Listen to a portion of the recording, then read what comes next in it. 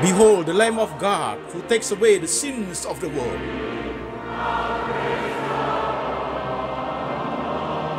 Jesus said, I am the way, the truth, and the life. No one comes to the Father but by me.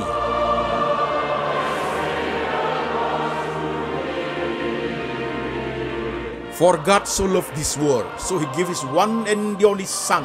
Whoever believes in him shall not perish, but have eternal life. Shalom, jemaat sekalian, saya Pendeta Antoni Chang.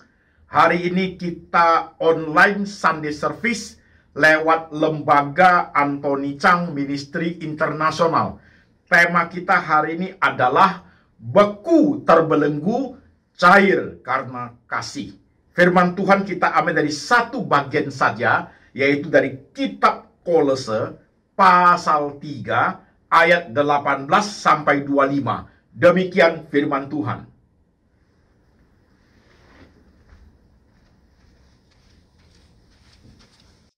Hai istri-istri, tunduklah kepada suamimu sebagaimana seharusnya di dalam Tuhan.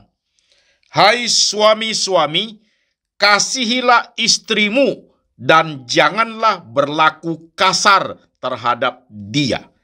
Hai anak-anak, taatilah orang tuamu dalam segala hal, karena itulah yang indah di dalam Tuhan. Hai bapak-bapak, janganlah sakiti hati anakmu, supaya jangan tawar hatinya. Hai hamba-hamba, taatilah tuanmu yang di dunia ini dalam segala hal. Jangan hanya di hadapan mereka saja untuk menyenangkan mereka, melainkan dengan tulus hati karena takut akan Tuhan. Apapun juga yang kamu perbuat, perbuatlah dengan segenap hatimu, seperti untuk Tuhan dan bukan untuk manusia. Kamu tahu bahwa dari Tuhanlah kamu akan menerima bagian yang ditentukan bagimu sebagai upah. Kristus adalah Tuhan dan kamu hambanya. Barang siapa berbuat kesalahan, ia akan menanggung kesalahannya itu, karena Tuhan tidak memandang orang. Amin. Saudara-saudara sekalian, firman Tuhan sudah kita baca, firman Tuhan sudah kita dengar. Sekarang saya mengajak setiap jemaat yang sedang ikut ibadah lewat Lembaga Antoni Chang Ministry Internasional, mari kita tunduk kepala, kita berdoa. Tuhan Yesus, kami sudah membaca firman-Mu. Kami sudah mendengarkan firman-Mu. Sekarang roh Tuhan bekerja, mengurapi hamba-Mu ini, boleh menguraikan firman Tuhan dengan baik dan sederhana, gampang dimengerti oleh seluruh lapisan jemaat. Tuhan Yesus, kami rindu keluarga kami harmonis. Anak, suami, istri, orang tua harmonis. Untuk itulah kami hidup. Tuhan, perbaharui rumah tangga kami lewat firman Tuhan yang akan kami dengar. Kami siap hati, kami siap pikiran, kami siap iman untuk diperbaharui, diberkati oleh firman Tuhan. Tuhan Yesus berbicara, kami mendengar. Dalam nama Tuhan Yesus kami berdoa. Amin. Shalom jemaat sekalian, apa kabar? Saudara-saudara sekalian, tema kita hari ini adalah beku terbelenggu, cair karena kasih. Tema ini saya angkat jemaat sekalian karena beberapa WhatsApp dari jemaat dalam beberapa minggu ini, bahkan dalam 1-2 bulan terakhir ini, saudara-saudara sekalian, banyak sekali kasus keluarga khususnya antara papa dengan anak, antara mama dengan anak. Jadi hari ini saya fokus kasusnya adalah antara orang tua dengan anak. Terjadi kepahitan, beku terbelenggu oleh kepahitan. beku terbelenggu oleh kebencian, oleh sakit hati, oleh rasa tidak terima di perlakuan tidak fair oleh anak ataupun oleh orang tua. Nah, kasus ini, saudaraku, yang muncul ke WhatsApp lembaga Anthony Chang Ministry Internasional ini banyak, jemaat sekalian, banyak. Ada yang anaknya begitu sakit hati, sudah tidak mau lihat orang tuanya. Ada juga yang kasusnya anaknya terluka hatinya luar biasa, menjadi tawar hati, akhirnya pergi begitu saja, tidak mau lihat orang tuanya dan tidak kasih tahu kemana anak itu pergi. Begitu. Ada juga orang, saudaraku, yang hubungan papa atau mama dengan anaknya itu masih tinggal serumah, tetapi tidak ingin ketemu. Jadi kalau papa pulang dari kantor, dia cepat masuk kamar. Itu anak. Kalau papa mamanya ada di rumah, dia tidak keluar dari kamar. Jadi bagi anak maupun orang tua, pertemuan itu sesuatu yang tidak menyenangkan, tidak mengenakkan hati. Begitu loh jemaat. Ini kasus banyak kasusnya yang muncul dari jemaat. Pak, bagaimana saya bertindak dengan anak gadis saya seperti ini? Bagaimana dengan anak saya yang laki seperti ini? Saya harus bagaimana? Sudah lama terjadi nih Pak. Rumah tangga itu kelihatannya baik-baik jalan, everything is okay, tapi dalamnya saling tidak sukanya begitu kuat. Nah, ini problem jemaat sekalian. Ini problem rumah tangga ini. Bagaimana pemulihan kepahitan keluarga, khususnya dalam konteks hubungan orang tua dengan anak. Bagaimana? Saudara-saudara sekalian, sebelum kita masuk ke solusinya seperti apa, kita perlu tahu mengapa terjadi seperti ini. Mengapa bisa terjadi kasus seperti ini? Hari ini kita bahas kasus ya, jemaat sekalian. Kenapa bisa terjadi hal seperti ini? Paling tidak ada 4 poin yang menyebabkan terjadi beku terbelenggu hubungan daripada orang tua dengan anak. 1, saudara menyimak. Harus dipahami, harus diketahui oleh orang tua. Orang tua dengan anak-anak, zaman di mana orang tua dan anak dilahirkan itu zamannya tidak sama. Kalau kita ini lahir tahun 60-an itu boleh dikatakan zaman baby boomer, kan begini saudaraku ya. Tetapi anak-anak kita yang lahir di tahun 2000 itu zaman milenial. Zaman Gen Z. Jadi saudara sekalian, nah, dengan zaman yang berbeda, cara berpikir yang berbeda, budaya yang berbeda, kemampuan berpikir, kemampuan berinteraksi, dan pergaulan berbeda, dengan teknologi yang berbeda, saudara sekalian, otomatis akan menimbulkan way of life yang berbeda. Ini poin 1 yang harus dipahami. Nah, kalau kita orang tua dan anak-anak tidak paham, itu pasti berbenturan, saudaraku. Pasti berbenturan. Pasti berbenturan. Maka timbullah beku terbelenggu oleh berpikir yang tidak sama, beku terbelenggu oleh pendapat yang berbeda, beku terbelenggu oleh karena saling tidak menghargai. Begitu loh, saudaraku. Oke, ini baru poin pertama. Poin kedua, saudara-saudara sekalian, ini orang tua nih, dari pihak orang tua itu terlampau memaksakan kehendaknya kepada anak. Ini problemnya. Ada loh ayat nanti kita baca itu. Hari ini 2 ayat saja untuk saudara dengar. Hai bapak-bapak, juga ibu-ibu, jangan sakiti hati anakmu, supaya jangan tawar hatinya. Nah, ketika kita orang tua memaksakan apa yang kita mau kepada anak kita, tanpa memperdulikan, tanpa memahami, anak itu juga hidup di zaman berbeda, anak itu juga punya cara berpikir yang berbeda, anak itu punya pergaulan yang berbeda, saudara sekalian, pokoknya ikut apa yang orang tua mau, yang gak usah punya anak. Beli aja robot, disetel robotnya, mau kita suruh apa dia ikut kok. Tapi anak kita itulah anak yang punya kepribadian. Anak yang punya cara berpikir berbeda. Anak yang lahir di zaman yang tidak sama dengan kita. Dia punya hak untuk mengeluarkan pendapat. Dia punya hak untuk berargumen. Hai anak-anak, taatilah orang tuamu dalam segala hal. Karena itulah yang indah di dalam Tuhan. Betul. Tetapi kalau orang tua memaksakan kehendaknya, memaksakan semua pokoknya ikut apa yang papa mau, bagaimana anak itu bisa mengikuti nasihat orang tua dalam segala hal? Dia jadi tidak punya hak untuk berpendapat, juga tidak punya. How come seperti itu? Ini poin 1, 2, sekarang poin ketiga, saudara sekalian. Poin ketiga. Tadi orang tua ya, sekarang anak-anak. Anak-anak sama sekali tidak menghargai nasihat orang tua. Pada ayat tadi sudah ngomong, hai anak-anak, taati orang tuamu dalam segala hal. Itulah yang indah dalam Tuhan. Nah, ini anak-anak zaman sekarang, zaman milenial, ya, zaman Gen Z ini, saudaraku.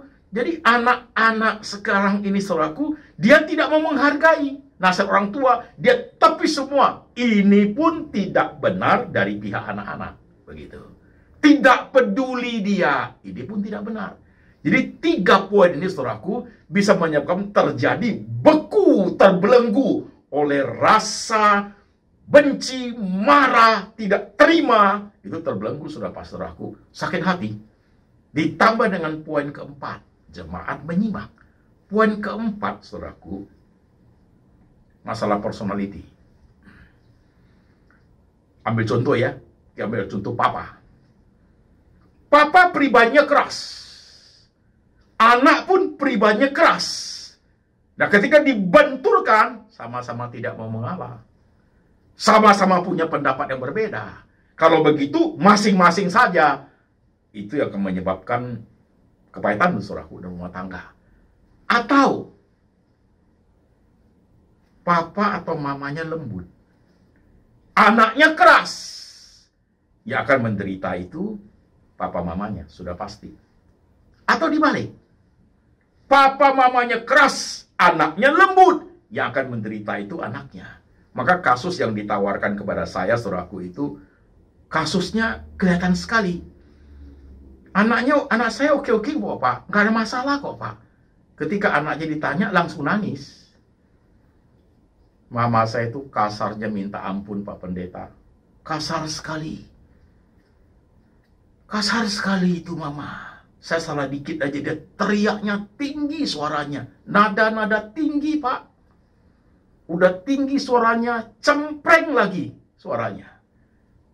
Kayak pukul kaleng.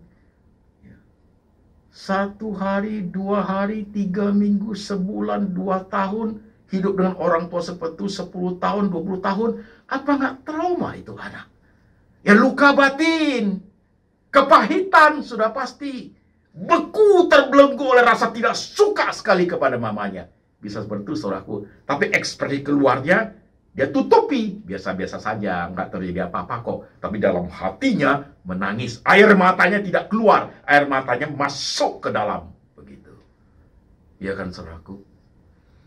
Jadi saudara perhatikan poin ini. Ini serius jemaat. Terjadi pada kehidupan keluarga kita. Serius ini. Kasusnya kepada saya itu banyak. Maka saya munculkan tema ini. Nah, saudara sekalian, kalau 4 poin ini saudara pahami, itu yang terjadi di rumah tangga. So, solusinya seperti apa? Untuk pemulihan kepahitan rumah tangga. Saya ambil satu kasus true story, saudaraku ya. Kira-kira 25 tahun yang lalu. Ini diceritakan oleh pendeta yang melayani keluarga tersebut. Keluarga papa mama dengan satu anak remaja umur 12 tahun. Nah, ini masalah papa dengan anak ini. Masalah papa dengan anak. Si papa kerasnya minta ampun.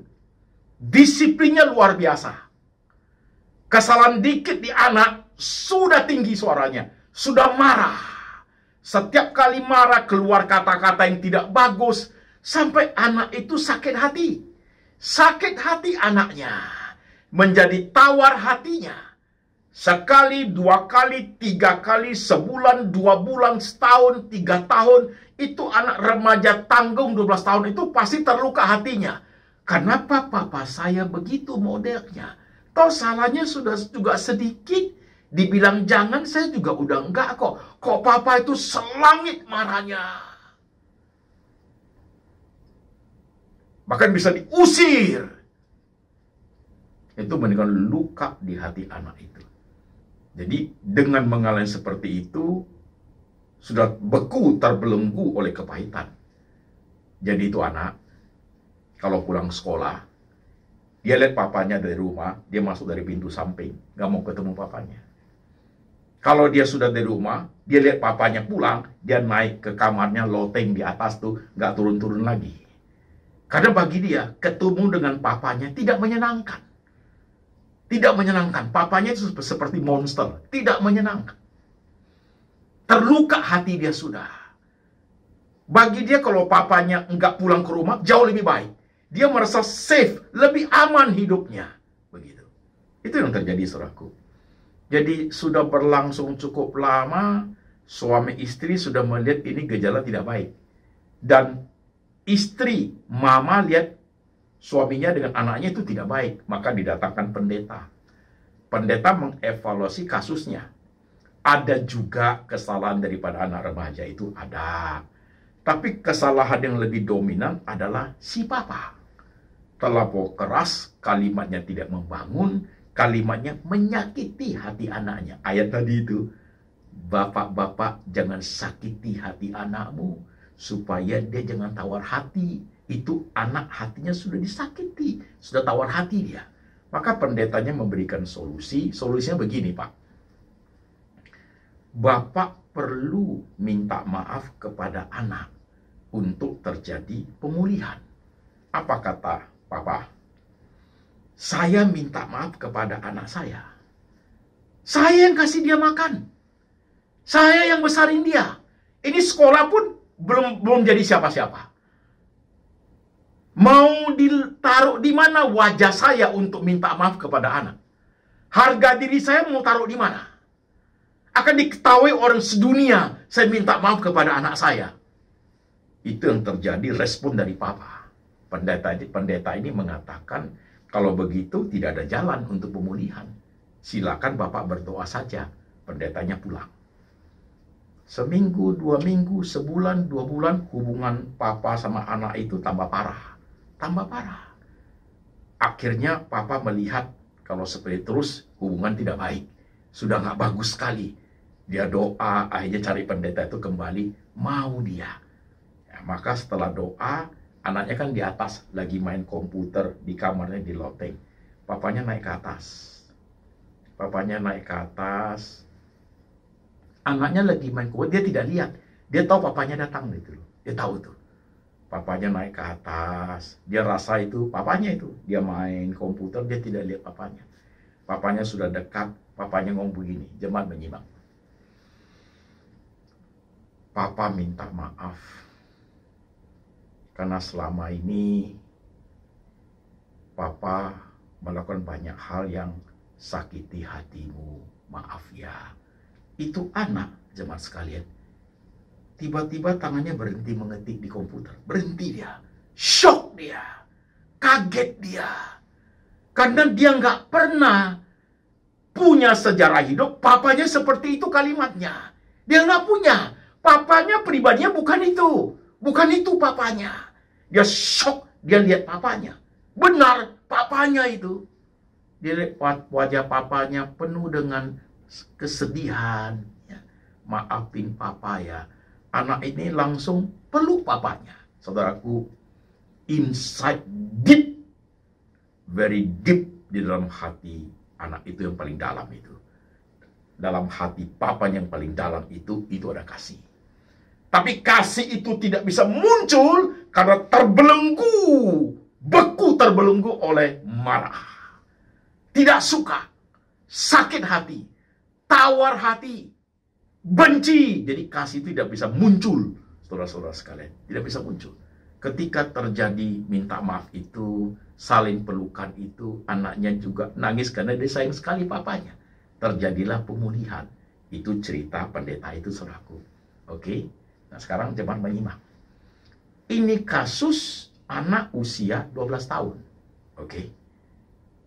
Kasus seperti itu bisa selesai dengan cara seperti itu, puji Tuhan. Tetapi kalau kasus ini kita naikkan level kesulitannya, anak itu bukan umur 12 tahun. Katakanlah, anak itu umur 20, 25 tahun, umur 30. Apakah peristiwa pemulihan itu segampang kita pikir? Oh, enggak, jemaat. Enggak begitu loh, jemaat. Enggak loh. Jadi kasus yang datang pada saya itu anaknya bervariasi umurnya. Ada yang sudah 40, ada yang sudah 30, ada yang sudah married, masih sakit hati.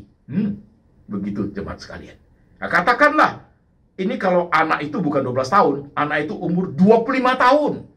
Gampangkah papa minta maaf kepada anak? Tidak semudah yang kita pikir. Katakanlah yang dominan salah itu papa, kasusnya begitu ya, itu anak 25 tahun atau 30. Saya datang melayani orang tua itu. Saya analisa, papanya yang banyak salah. Papanya telah mau keras, mau ngatur semua. Begitu. Oke? Kalau saya ngomong, bapak mesti minta maaf kepada anak. Mau dia terima? Jadi saudara sekalian, pelayanan kepada kasus seperti ini harus perhatikan poin-poin berikut. Pelayanan pertama itu pasti kepada papa dulu. Nanti anak juga pasti dilayani. Oke, saudaraku, dua-duanya harus dilayani. Nah, kepada papa, tidak terjadi mendadak 2 hari, 2 minggu, udah selesai, minta maaf. Enggak begitu, saudaraku. Perhatikan resikonya. Perhatikan, jemaat, resikonya. Orang tua si papa ini harus lewati konseling berapa fase kehidupan pergumulan dia loh, jemaat. Pertama, waktu saya ngomong, bapak harus minta maaf kepada anak. Siapa dia? Bisnisnya juga karena modal dari saya. Anak itu kurang ajar. Anak itu tidak mau dengar ngomong saya. Memang anak itu ada tidak benarnya juga. Ini papa emosinya tinggi, harga dirinya merasa dibanting, saudaraku. Nah, ini fase pertama pemulihan kepada papa. Itu harus terjadi. Biarkan dia keluar semua, saudaraku. Biarkan dia keluar semua. Emosinya, kalimatnya, dia keluar semua. Nah, itu udah keluar seperti itu, harus berapa lama, I don't know. Tergantung pribadi orang. Dia harus keluar, itu fase pertama. Harus keluar semua, sampai dia emosinya apa, siapa dia. Dia yang harus minta maaf kepada saya. Itu harus keluar semua. Ini pelayanan, saudaraku. Sampai suatu hari, emosi papa itu sudah lumayan stabil. Dia perlahan tapi pasti nanti dia masuk fase kedua. Fase kedua, pendeta yang melayani si papa itu sudah harus bisa masukkan dimensi God kepada si papa. Supaya ada bahan untuk si papa berpikir. Waktu emosi mulai reda, dia mulai bisa berpikir tentang Tuhan. Kalau begitu terus, Tuhan, rumah tangga saya mau jadi apa ya? Itu sudah good. Berarti father itu, papa itu, daddy itu sudah masuk di fase kedua. Kan dia hidup, berbisnis, sekian puluh tahun banting tulang, hari ini menjadi sukses. Kan demi untuk anak-anak. Lah kalau dia berjuang selama ini sukses, hubungan dengan anak tidak harmonis, anak tidak beres pertumbuhannya, so what for itu bisnis? Buat apa? Rumah tangga itu buat apa? Semua kan demi anak. Nah, dimensi fase kedua itu dimensi God-nya harus masuk dimensi Tuhannya. Di saat seperti itulah bimbingan seorang pendeta menjadi penting, jemaat sekalian. Si papa harus berani melihat diri sendiri di fase kedua itu. Kalau saya terus-menerus begini, tidak ada pemulihan. Tidak akan ada. Dia harus belajar untuk bisa memenangkan hati anaknya. Begitu. Oke? Tentunya pendeta harus mengajarkan tentang kasih. Beku terbelenggu, cair karena kasih. Kan dia sayang anaknya. Oke? Nah, saudaraku, di fase kedua itu banyak hal yang muncul nanti. Kalau saya minta maaf kepada anak, apa dia mau mengampuni saya ya? Itu pertanyaan fase kedua pasti muncul. Dan disitulah pendeta harus melayani anak itu juga. Dan juga jangan lupa loh, ketika minta maaf kepada anaknya, sudah oke, 3 bulan, 4 bulan, anaknya bisa melakukan hal yang sama lagi loh, begitu. Bisa terjadi lagi loh. Jadi di fase kedua itu, bapak itu harus memahami banyak hal. Kalau sudah minta maaf, kalau terjadi lagi, bagaimana harus memahami anak, itu harus diajar. Kalau tidak, 3 bulan anak itu kembali berdebat dan dengan cara yang sama, itu luar biasa bahayanya. Bisa ditonjok sama papanya loh. Saya udah minta maaf, ternyata mempermainkan permintaan maaf saya, ya itu sudah hancur total, saudaraku. Jadi di fase kedua, persiapan kepada papa itu harus bagus. Sampai kepada bagian yang kalau anak itu doing the same thing lagi, bagaimana papa harus meresponi. Ini cara memenangkan hati anak itu, saudaraku. Ini fase kedua. Sebenarnya jemaat sekalian, kalau jemaat punya problem seperti itu, adalah kesempatan sebenarnya. Kesempatan untuk melatih sang papa punya perhubungan rohani yang baik, karena ada kasus. Hubungan dengan Tuhan bisa menjadi bagus. Suatu hari, sampai dia bisa memandangkan anaknya, rohani sang papa itu tumbuhnya luar biasa loh. Karena ada kasus. Ya, dan itu terjadinya tidak 1 bulan, 2 bulan. Itu long term counseling. Kalau saudara yang dengarkan khotbah hari ini, yuk ada kasus seperti itu, boleh silakan kontak ke WhatsApp call center dari lembaga Anthony Chan Ministry International. Saya akan layani. Tidak harus dengan saya. Saudara cari pendeta lain juga oke. Yang harus ada pendeta yang melayani. Kalau tidak, nggak pulih itu keluarga. Nggak pulih. Harus ada pendeta mengerti bagaimana cara membuka benang kusut itu. Jadi si papa itu fase 1 harus lewat. Masuk fase kedua harus lewat. Masuk fase ketiga sampai fase keempat. Kalau sudah matang, udah oke, waktu dipertemukan saudaraku, itu bagus sekali. Itu namanya saat itu adalah pemulihan kepahitan keluarga. Bisa terjadi saudaraku. Tentunya Tuhan Roh Kudus bekerja di hati sang papa, di hati sang anak, saudara sekalian. Mantap kan? Tapi tidak mudah. Tidak mudah, karena masing-masing ada egonya. Itu tugas seorang pendeta melayani seperti itu, jemaat. Faktor usia anak sangat mempengaruhi. Faktor berapa lama sudah beku terbelenggu itu sangat mempengaruhi. Ada yang sudah 20 tahun, ada yang sudah 10 tahun, ada yang di bawah 5 tahun, ada yang baru 3 bulan. Penanganannya menjadi berbeda, menjadi per kasus. Jemaat menyimak. Pahit hati loh. Kalau hidup ini dengan anak nggak pernah akur, pahit hati loh. Bahkan sudah masih serumah, pahit hati loh itu loh. Orang luar melihat kita oke saja, tapi di dalamnya, di dalam rumah tangga itu antara papa dengan anak, antara mama dengan anak itu penuh kepahitan, penuh kepahitan. Itu orang bilang, rumahku adalah istanaku. Tapi kalau sudah seperti itu, rumahku bukan istanaku. Rumahku adalah nerakaku. Lebih baik tidak usah tinggal semua. Lebih baik tidak usah terlahir jadi anak papa. Lebih baik tidak usah melahirkan anak seperti itu. Itu umpatannya seperti itu loh, saudaraku. Coba perhatikan hidupmu masing-masing, jemaat sekalian. Engkau yang sudah punya anak, hati-hati dengan anak-anakmu yang masih kecil ya. Jangan lukai hatinya. Nanti dia tawar hati. Engkau yang masih punya papa dan mama, coba belajar mentaati nasihat papa mamamu. Dan biarkan papa mamamu juga belajar untuk memahami situasi kondisi hidupmu. Supaya jadi klop begitu. Jadi jangan ada yang memaksakan kehendak.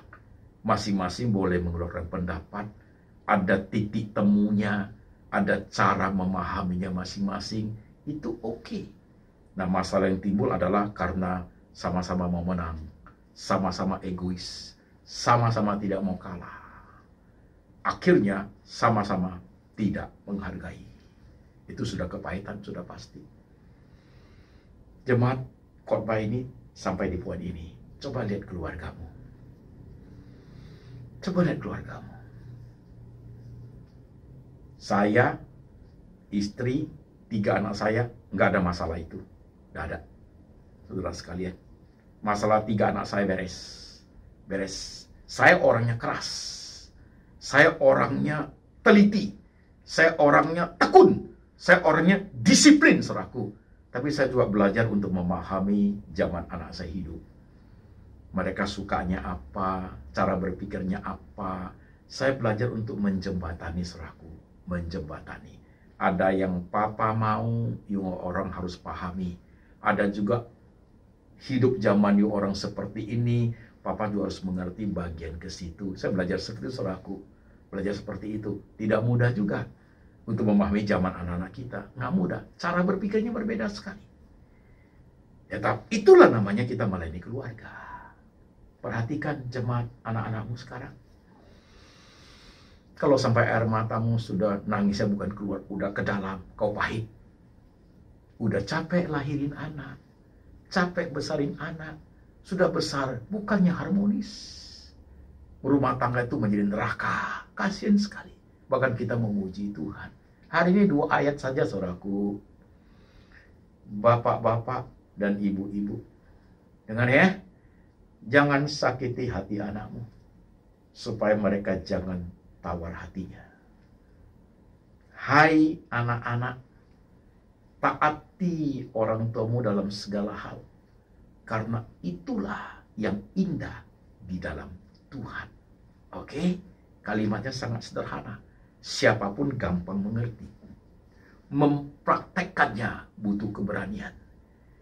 Kasih itu rela berkorban. Kadang korban perasaan. Kadang korban harga diri. Yes.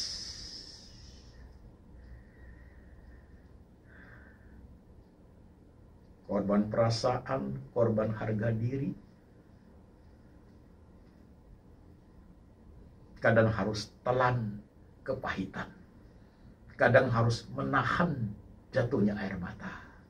Kadang harus terima ketidakadilan. Kadang terima sakit hati karena anak tidak menghargai kita. Tapi kasih itu rela berkorban. Semua yang beku terbelenggu itu akan cair oleh karena ada kasih di dalamnya. Jemaat engkau mau pahami firman Tuhan hari ini. Lihat keluargamu masing-masing. Jika ada masalah, cepat selesaikannya. Jangan ditunda terlampau lama. Takutnya sudah terlambat pertolongan untuk kasus seperti itu. Takutnya sudah terlambat. Sudah menjadi akar pahit. Sudah terlambat dan tidak ada waktu lagi untuk menanganinya dengan baik. Oke, saudara-saudaraku, perhatikan keluarga masing-masing, perhatikan dengan teliti. Baik jemaat, mari kita tundukkan kepala, kita berdoa. Saudara-saudara sekalian, lihat dirimu masing-masing. Perhatikan keluarga masing-masing. Perhatikan anak-anakmu. Perhatikan kehidupanmu sebagai orang tua, sebagai papa, sebagai mama, sebagai anak-anak. Jangan pikir hidup itu biasa-biasa saja. Ditutup-tutupin, kelihatannya orang luar lihat senang. Padahal di dalamnya beku terbelenggu. Gak ada sukacita dalam rumah tangga keluargamu. Berarti something wrong in your family. Ada sesuatu yang salah. Ada sesuatu yang keliru. Ada percecokan di dalamnya yang ditutup-tutupi. Ada rasa tidak suka dalam hati yang tidak diekspresikan, tapi menangis di dalam hati. Jangan mau seperti itu rumah tanggamu. Jangan mau. Cepat selesaikan. Cepat cari pendeta. Cepat cari hamba Tuhan untuk menyelesaikannya. Terlebih dari itu semua, saudara sekalian, kalau engkau sayang, engkau cinta anakmu, kau harus berani berkorban. Kalau engkau sayang, kalau engkau cinta orang tuamu, engkau sebagai anak harus juga berani berkorban.